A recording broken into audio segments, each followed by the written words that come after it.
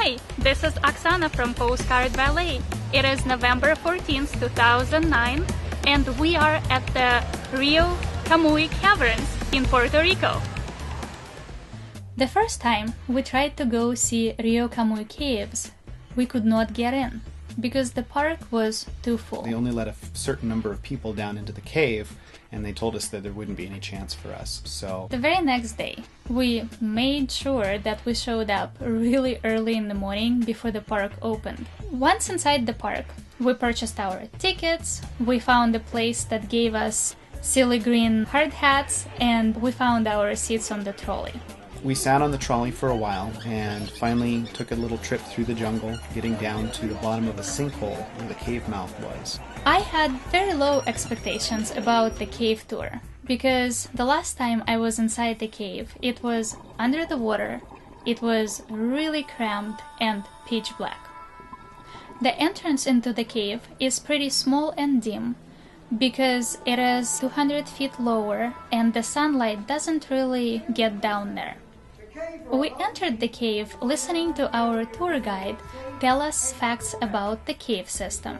However, none of those came anywhere close to preparing me for what I was about to see.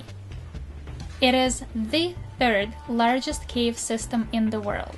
They had a huge cathedral ceiling, something like 170 feet tall, and from one entrance to the other you could see across to another sinkhole entrance. We got to walk next to humongous stalagmites and stalactites. We got to see huge boulders that fell off from the ceiling and now are littering the floor of the cave. That happened thousands of years ago. We built it by getting for the wall till the next 200 years. That's what they told me. Because the environment there is so moist, I mean, it's essentially a jungle along the edges of the sinkholes.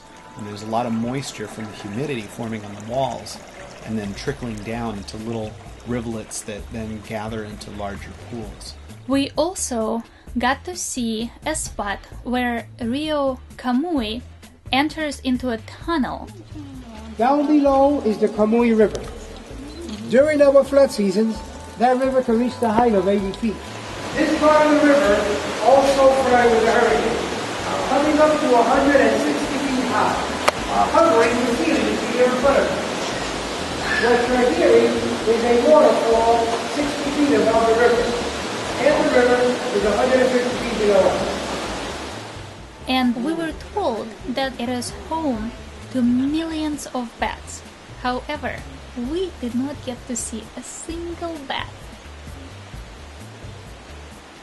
We could see all these groups ahead of us being ferried about by their own guide. It lended to the touristy feel. I think I would have been much more comfortable exploring by myself. We could have easily spent an entire day discovering little nooks and crannies. All those pirate cave descriptions that I read about as a kid are actually based on a real place. How cool is that?